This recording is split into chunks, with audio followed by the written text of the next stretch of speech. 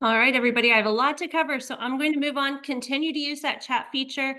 Cassandra is here with us today. She's going to be helping to answer some of the questions in the chat and to also be a bit of a time manager for me. My name is Amy Miller, and I am super excited to be with you here today. You heard Dr. Burt Bauer in his opening session talk about starting TCI in 1989, and I got my hands on a lesson for the first time in 1999. And it was a lesson about the Articles of Confederation. My students absolutely loved it. I absolutely loved it, and just became committed to making lessons more engaging for my students and more meaningful. And so that's how I got my start with TCI. I've been a national trainer for 20 years, and I created this session about middle school world history, the top activities, because I find in teaching the ancient world curriculum that there are so many wonderful lessons.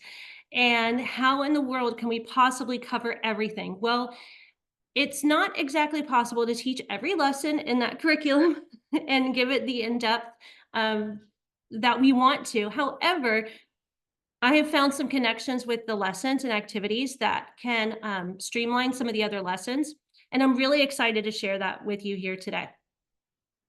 So you're going to get an introduction to the top 10. I'm going to talk about how they connect to the other lessons in their unit and in the curriculum, and then also the processing, planning, and next steps. One of the things we definitely want to do is Cassandra will be sharing this slide deck with you so that you can get your hands on it and just see these top 10. Also, if you have your phone with you, you might want to take it out. So in teaching ancient world history, for goodness, about 15 years, I have unlocked what I think are the top 10. And the ones that you see that are bolded are the 5 that I'm going to touch on in depth today. The others are ones that I think there are components of them that are really important. It's just you don't have to teach the entire lesson to get what you need out of it. So let's start with investigating the past through inquiry. That is one of the first lessons in the curriculum. And basically, that lesson turns kids into junior social scientists. And they go into the caves and they pull out artifacts from the caves. And they try to determine what in the world is this cave painting about, or this artifact. And they make their guess and hypothesis, and then they learn about what the social scientists experts have said about it. So it really does a great job of setting the stage. At the same time, that's a pretty quick lesson for them to really get what they need out of it. They learn like what historians do and what archaeologists do. And those tools are really important in setting the stage for ancient world history.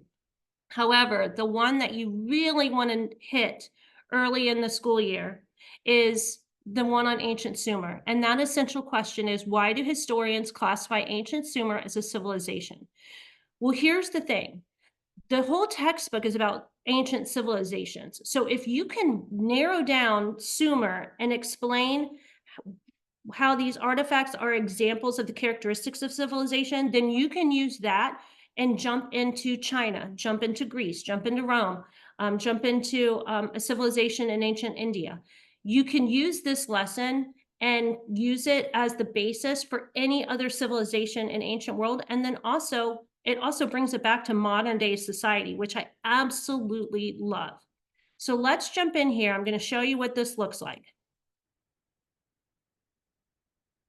You're going to see, oh my goodness, this lesson is just chock full of awesome social studies materials. Let me go down here. So basically what kids are going to do is they're going to analyze artifacts from ancient Sumer and explain how they are examples of characteristics of civilization. So you've got your primary sources in there. They look at early agricultural inventions and how they were used to create a stable food supply. And then once you have your stable food supply, you can develop a more complex society. And they just talk about how the civilization grew, and then it brings it all the way back to, what about our own civilization, and how do we know that we're a civilization? What artifacts are around us to identify that we are a civilization? So with that being said, the preview. Scientists describe a civilization as highly developed. Explain what you think it means to be highly developed and provide specific examples. So, this gives every student a starting point. I always come back to this. This is something that I do personally, but that TCI doesn't do this exactly. But we come back to this question at the end of the lesson, and they describe a civilization as highly developed. Again, once they have those characteristics and what they know what a civilization is, they come back and they answer that question again. You also can take this question and ask this same question or prompt at the end of every civilization that you teach within the curriculum. And your starting point is back in ancient Sumer. So that's another reason why this is one of my top 10 lessons. Is there's so much in here that you can use later on in the school year. And then, well, people have different opinions about what it means to be developed, and your kids are gonna get into that too. Like, well, I think this, and somebody else thinks that. So that's why we wanna say, what do the social scientists think? What are the specific characteristics that they have come up with? And that's our bridge. We go to the historians. You're going to notice that I'm gonna just take a moment to talk about vocabulary. TCI doesn't tell us specifically how we should teach vocabulary. They just give us tools to teach vocabulary. So with this one in particular, you'll see there are some words in there that our students would absolutely need some help with, like cuneiform.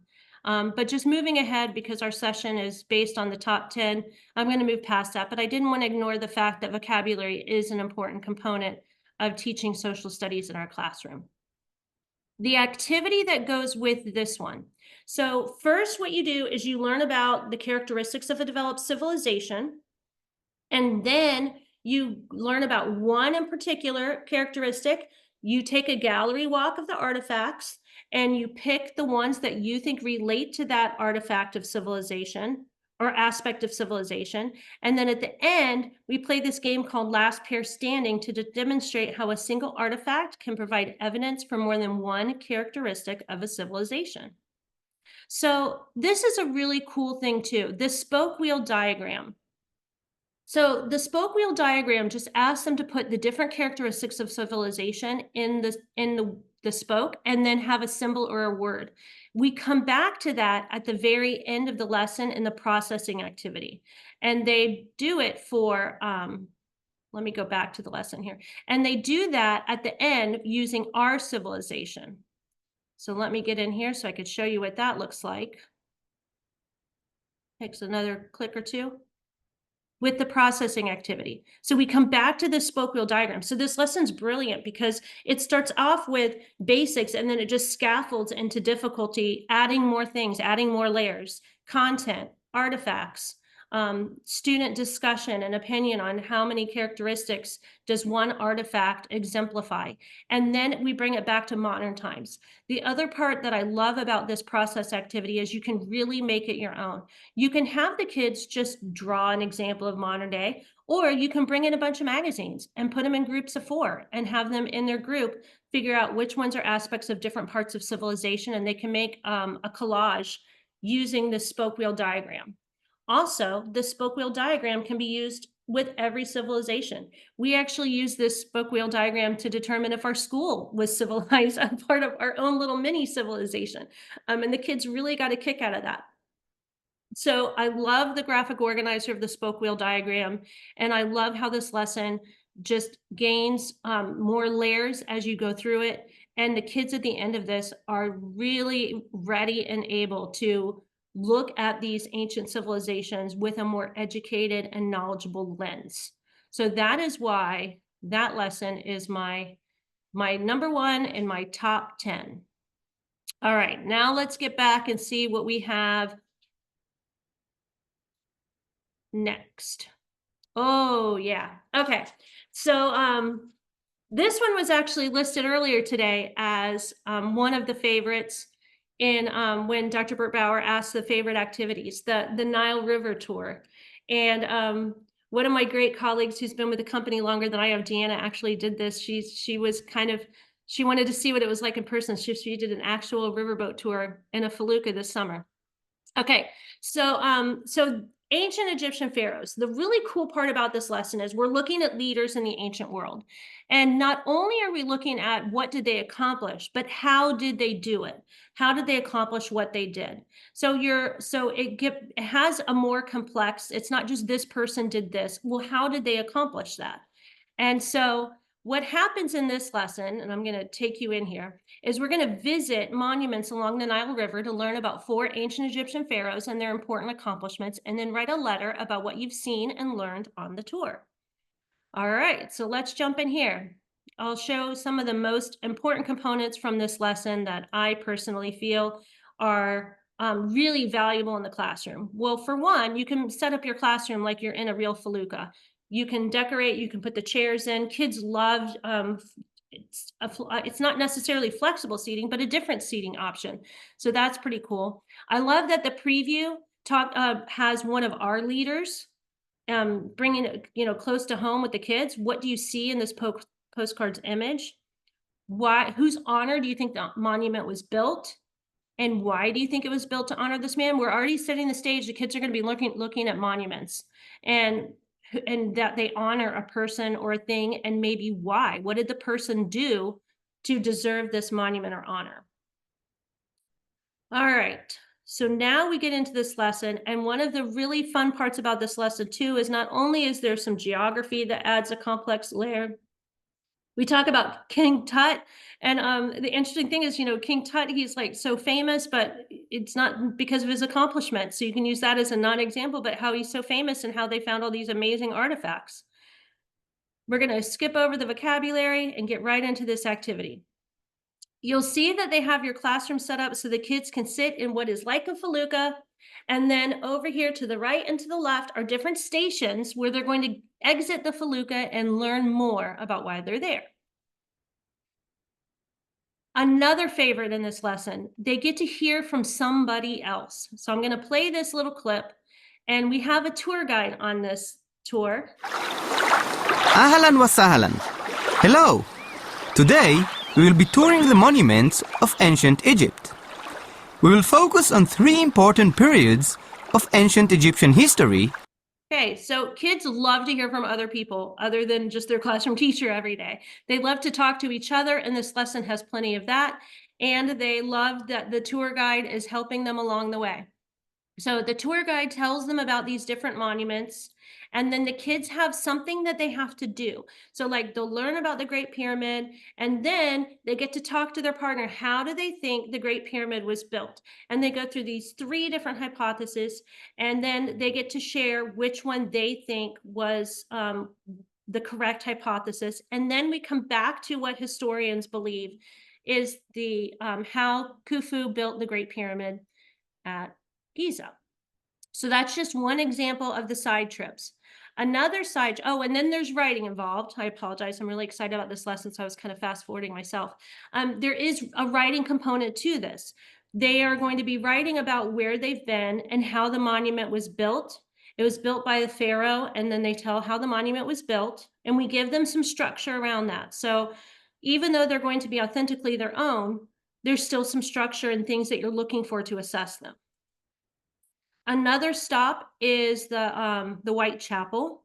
And with this one, when they get off of there and they go to the tourist station, they get a handout that has puzzle pieces of the White Chapel, and they have to try to put these puzzle pieces together and then interpret what is going on in this puzzle, and which is so fun for them because, like, for example, he's holding a loaf of bread, and you would never think that the kids are going to guess that that is actually what a loaf of bread looked like in ancient Egypt. So they really enjoy that, and obviously some of the symbolism that's there. Another stop on the tour is Hatshepsut's temple at Deir Balrai. And with this one, they learn about trade. So when they get off of the felucca, they learn about the trade expeditions and what was traded during that time. So there's an economic piece there. And then the final one is Abu Simbel and Ramses II. And in this one, they discuss they talk about the Aswan Dam and how it was flooding the temple, and what in the world are we gonna do about that? And so they look at all these different options, and then they learn that the temple was actually cut away and rebuilt in another location to save it from destruction from the water. So the kids are just blown away by that. Also, there is in our enhancing learning, there are some options there. There's actually a couple of videos from like National Geographic, and they show the students exactly how they did this and what the options were, and how they were able to cut it away and reassemble it, which is really cool because the kids always want to know more at this point in the lesson. Obviously, you still have the postcards, and then at the end of the lesson, they write a letter about their tour of ancient Egypt. And the writing for understanding in this is really good because they're all going to have their own letter, and you have standards by which you grade the letter, and there is a rubric that goes with this. However, they've had their own personal journey, and we've led them along the way so that every student can be successful in writing this letter. And that to me is like a win-win. So the other part of this lesson that's a win-win and why it's my top 10 is because they're looking at leaders and not only what they accomplished, but how they accomplished it. And so we can use that to look at any ancient leader in the ancient world, and also use that and look at some of the modern leaders, or in more modern leaders that weren't in the ancient world, but maybe the medieval times or current modern times. What did the leader accomplish? How did they accomplish that? And so we're not just looking at people, we look at how they did what they did. So that is a really cool component, and that's why it is one of my top 10. Another one. Hey, Wow. Amy, Yes. we had some really great questions about Okay. the Thanks, Cassandra. temple. Yeah, Can you just go back over kind of where to find that information and where to find the videos that you talked about? sure. So if we go into here, it's going to be an enhancing learning.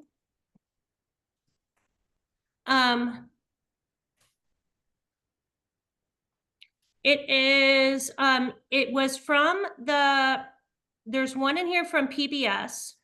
The other one, if you write down, I needed to remember, I got the PBS one for Giza. They do talk about the other pyramids in there too. If you just write down National Geographic and Abu Simbel or Ramses II, then you'll be able, it's like, just pop into YouTube and pull it up. It's fantastic. And it's short. It's like 10 or 15 minutes. And it's a really good way for them to be like, wow, well, how in the world did they do that? Because that question is going to come up. Like, wow, that's crazy. Like, yes. And they even investigated what it would take for them to just leave it and have it flood and have people be able to go down and like put like a bubble around it. And they realized that that was not going to help because it was made of sandstone, which it would have eroded too quickly. So anyway, I probably know too more than necessary about that temple at Abu Simbel. But if you pop those into YouTube, and then the other part is, I think it would be good if we gave some feedback to TCI and told them we need a website recommendation about that. So, but that's how I got my start. I looked at the enhancing, and then I'm like, well, what if? So, a great question.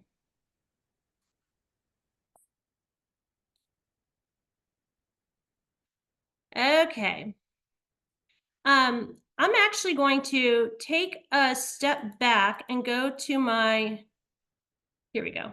Pull up, go to this one. So we talked about ancient Sumer. We talked about ancient Egyptian pharaohs. Before I go into the rise of democracy in ancient Greece, I want to just talk about unlocking the secrets, achievements, and first emperor. Okay.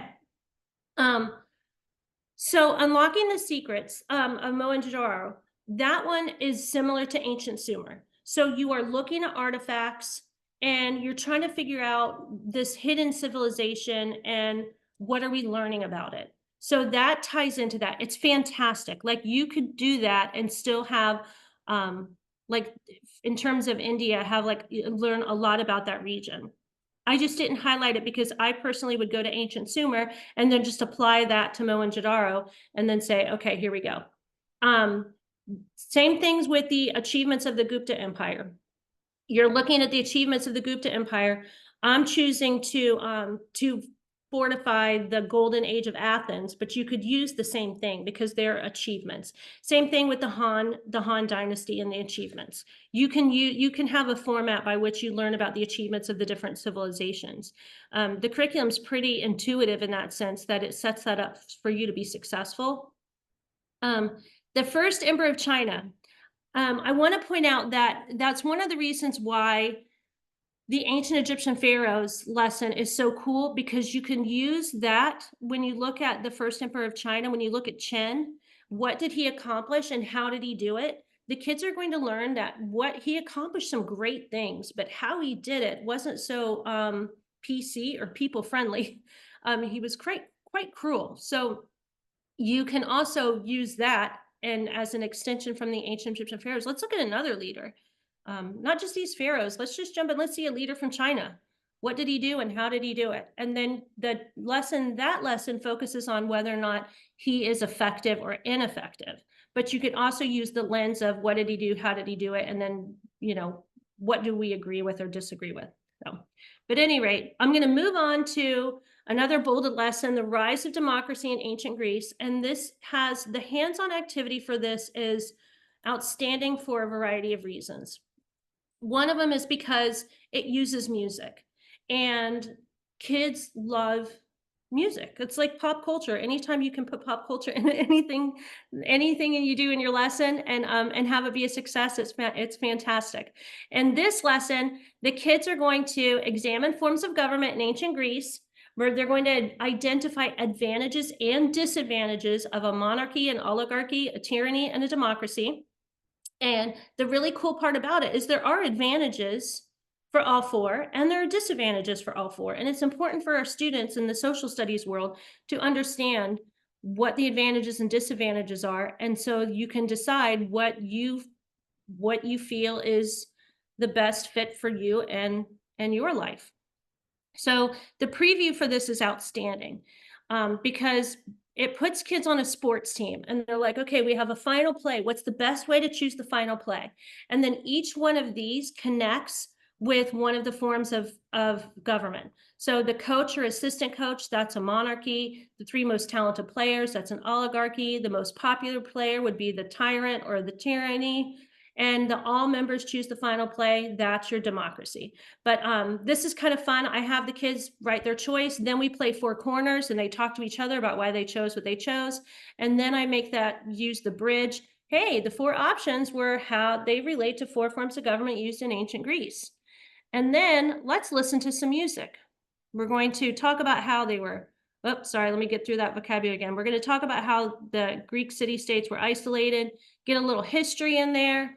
And then we're going to listen to a song, and we're going to use monarchy to do that. So you'll see, we're going to listen to some of your favorite songs. We need to decide which songs we listen to and how loudly should the music be played. You might want to warn your neighbor next door in the classroom for this one.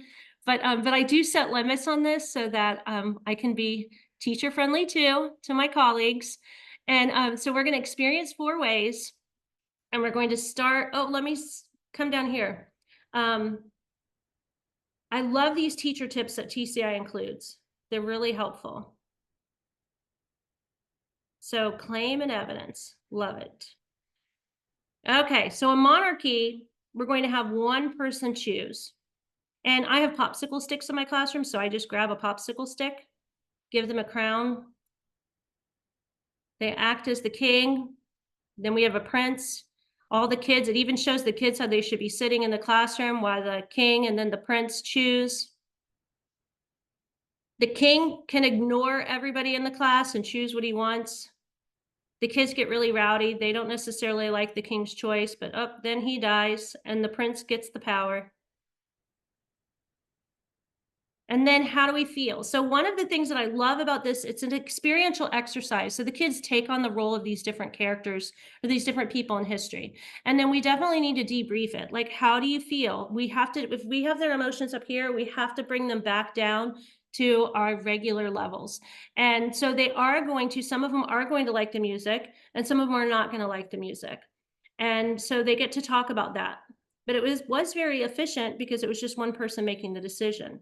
So then they go and they learn about what a monarch is, or I mean, what monarchy looked like in ancient Greece, and they fill in their graphic organizers. And then we go to an oligarchy. And then we go to tyranny. And then finally, a democracy. So everybody has equal power to make the decisions about the choice of a song. And then we talk about majority and plurality. And then finally, their process activity with this is to create a report card for the ancient Greek governments. So one of the things that happens is, and it's part of knowing your students, they like that they were given a choice. So they students, you know, in middle school tend to want to give democracy AAA. Because they're like, oh, a democracy, that's good. But really what we want to do is we want to have them think critically about, like, is it efficient? And the same thing with like the tyranny, they're like, no, it's horrible, it's horrible. And you're like, well, what positive actually can come out of that? You know, there are positives and negatives for advantages and disadvantages for all four forms of government they learn about. So we wanted to make sure that they stake their claim and they use text-based evidence to support that claim. And that in supporting their claim, they also could tie in their classroom examples of what they felt and how they felt during the activity. So it's really good about that.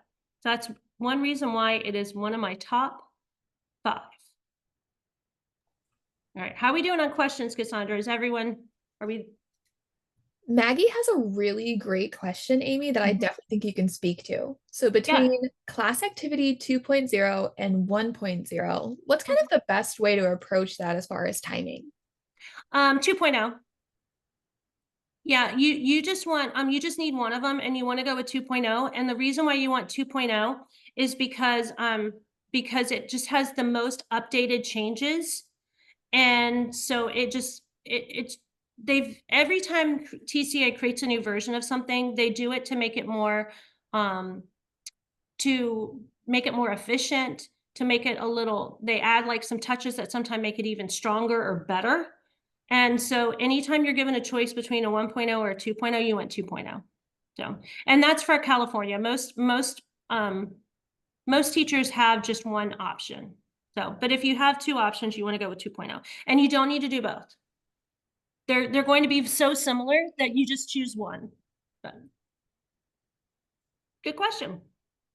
Awesome. Thanks so much, Amy. And then there's some great collaboration in the chat happening right now as far as vocab. Yay. So if you All have right. any suggestions you want to throw out, I think they would Um, appreciate that too. I will get there. Thank you. I'm actually going to go back and touch on oh, another good one. So if you think about these lessons that have been presented, so when we have Sumer, the kids are up, they're walking around, they're looking at artifacts, they're pretending to be those junior social scientists, to look for those characteristics of civilization.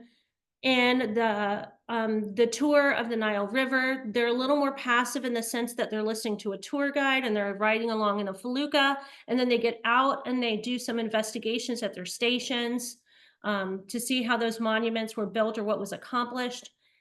Then we get into democracy, and they become that experiential exercise and that role of like, I'm in it, this is what I want, I'm not happy with this, I like how this was chosen. And now we're looking at what is like a walking tour of ancient Athens. And it's set in the background of, we're going to move to these different places in Athens, and we're going to learn about the major cultural achievements. One of the cool things about this too is there are the cultural achievements. So you can use that and think about other civilizations like the Han Dynasty. There was one that I had in the chat earlier. It wasn't Mohenjo-daro, Gupta. But just you want to make sure you're telling them, hey, we're looking for this type of achievement, because it just sets the stage. Some of those keywords are certainly important, but this is so fun because they basically take a walking tour of Athens and they're going to learn about these different achievements. And instead of taking you into that lesson, I decided to put this screen in here, which basically just illustrates for you how this lesson's going to go. So what the students do is they visit 6 stations and they learn about different aspects of Greek culture.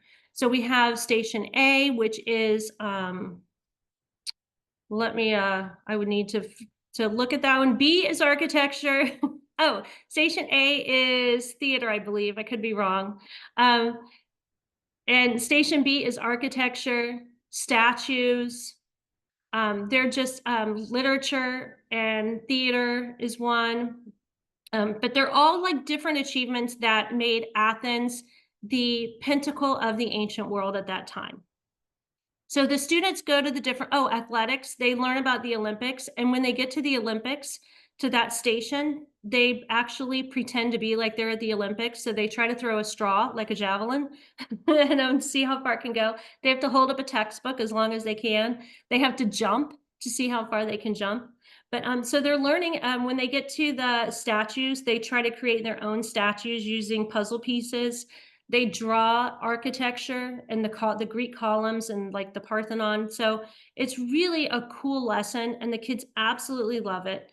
And it actually doesn't take that long to run in your classroom. I mean, 3 days is all it takes for them to get through all 6 stations and take the reading notes that go along with it, so that you can assess them. So that's one of the reasons why it's one of my favorites. And then the Republic to Empire. I really like this one too because it has to do with a spectrum of how much did the benefits of Roman expansion outweigh the costs. So that is every kid's going to come out of this with, staking your claim and then providing evidence. But it is, did the benefits outweigh the costs? And so we're going to have this imperialistic perspective of Rome and expanding their empire. The kids are working in groups of 4. They're going to create a column about their own expansion period. We assign roles. This is a problem-solving group work, so it's a different type of hands-on activity than the other ones that I showed you. The historian is gonna teach them to learn. The editor is gonna lead the group in writing the inscriptions on the columns. The sculptor is going to lead when they draw the illustrations on the column, and the engineer is going to help them assemble their column. And their columns are on paper, in case you were kind of thinking about that. So they learn about what period of expansion they were assigned and color it in, and they create those columns. And then once they have their column completely assembled and hung in the room, then they get to do a gallery walk and they learn about the different periods of expansion. And then they get to draw their own conclusions on, did the benefits outweigh the costs? And so I think that that is just a great way to wrap up the basically not wrap up the Roman Empire because obviously there were more.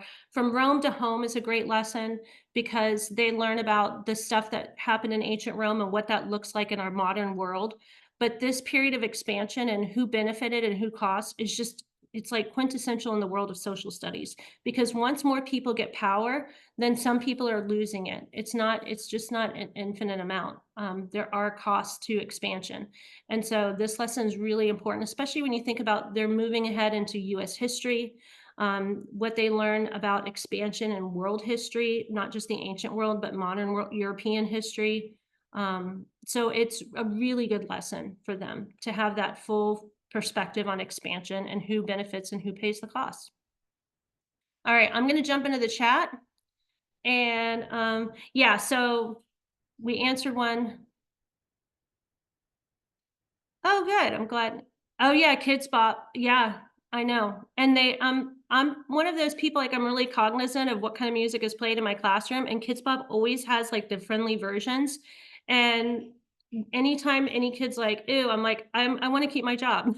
Like, I like my job, I wanna keep it. And yeah, Deidre, exactly. I would not turn it over, to them. So anyway. You all have some great comments in here. All right, so let me get you to some of the other things that we have to offer. And professional development. You can get TCI ready in no time with our self-paced professional development courses. They are easy and fun to use. It actually will save your progress. So if you want to do a little bit, 15 minutes here or there and stop, you can. You can stay on top of the latest TCI product updates. Join our Facebook group. There's the QR code for you. But also you can just find us at Teach TCI. The collaboration on there is outstanding, by the way. And we're on Instagram too. So we support you every step of the way. One of the great parts about the Facebook group is teachers are always asking questions about how to tweak or run certain lessons, and other teachers jump in to help them. It's really cool. I mentioned the in-app professional development that you can come back to, and it'll save your progress. It's very helpful. And it's time for us to reflect on emojis. So hopefully we've kept you in the 1 to 4 range today, because I want teachers to feel empowered to make a difference in their classroom. The feeling of overwhelmed, I know we all can feel that sometimes, but hopefully you have found something that you've loved in here today, something that's made you happy, something that made you think that you want to investigate a little more, but hopefully we've helped empower you. So please put in the chat and why you picked that emoji. Oh, yay, good. I'm glad that you all, yes, I do understand the 4, I do. There is so much to learn, and that's also one of the reasons why we created this session for those of you that are teaching world history is, instead of doing all of the reading and all of the hands-on activities for all of the lessons, if you go to the top 10 and you really hammer in those 5 that are bolded, your kids will get an outstanding social studies education in the school year. And it's not to say that some of the other civilizations aren't important. It's just thinking about it through critical thinking and social studies learning. Those 5 are just outstanding. And then the 10 total you can get through. So. Okay, so share your fun moment. Share one thing you learned from your favorite session. Use the hashtag TCI Summit 25. Follow us on Facebook and or Instagram, and you can register. You can win a $100 gift card and a TCI llama for your classroom. I was gifted one of these little llamas. He's cute as a button. And you'll be notified at the beginning of August. And it's just a great group to be a part of. Everybody's so positive and encouraging, and we have moderators that help with the chat too, and it's just outstanding. And where are we going next? We have a little bit more time in here today, so I'm happy to take some questions. At 11:10 Pacific time, you're going to be going to your 3rd session, so if you want to take a look here and see which one you want to go to.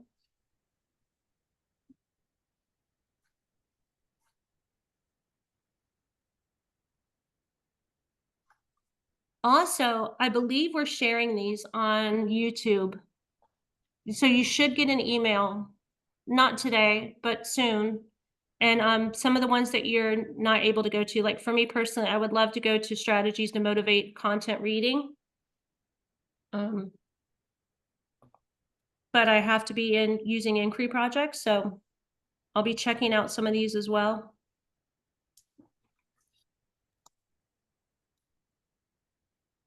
And then Cassandra, if you can add the bit.ly link to our chat so that when people are ready.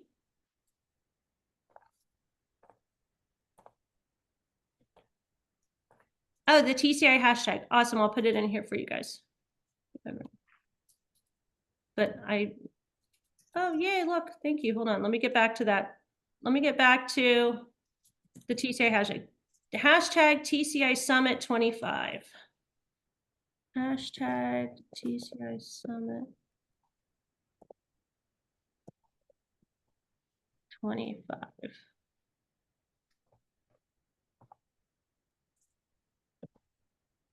There we go. Thanks. Jonathan, I love that you wanted a top 10 for U.S. history as well. Let me see. I know that there was one last year. So let's look. There you go. It's in the period 3 session. Yeah, so you do have one for US history, top 10. And I believe Kim O'Brien is leading that one. She's outstanding. She and I work together to collaborate for the ancient world and US history. So I know that you'll find a variety of activities in her top 10 too, and structured similarly. And also, if you need to be in another session instead of that one, you can get the recording for it because they're all being recorded. And yes, the resources are being shared. So I believe Cassandra shared our platform and then the resources themselves. So where do we access recordings? Jonathan, when they create them and clean them up, they'll send out an email. But if you want to access last year's, you can go on YouTube and click, I believe it's 2024 TCI Summit, and you can find it there. The resources themselves. So if you are if you are needing the content resource, the curriculum resources, then you can find a free trial. Go to teachtci.com. I'm going to put that in the chat.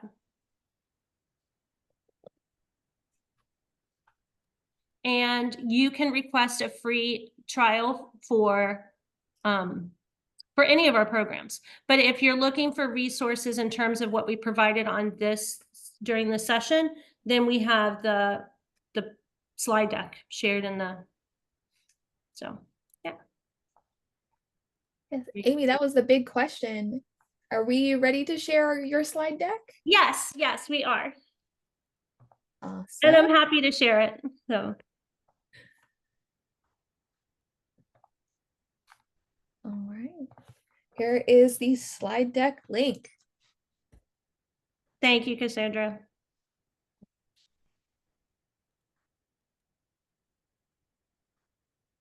Well, and thank you, everyone. I absolutely love teaching the world history curriculum. There's so much to love about the ancient world, and middle schoolers are in a great place to investigate and to see things from what I call a junior social scientist perspective, and the complexities of society and what historians have said about it. So I'm hoping that you have benefited from this and that your students will too in this coming school year. And when you are ready to leave and take a quick break before the third session, you're more than welcome to.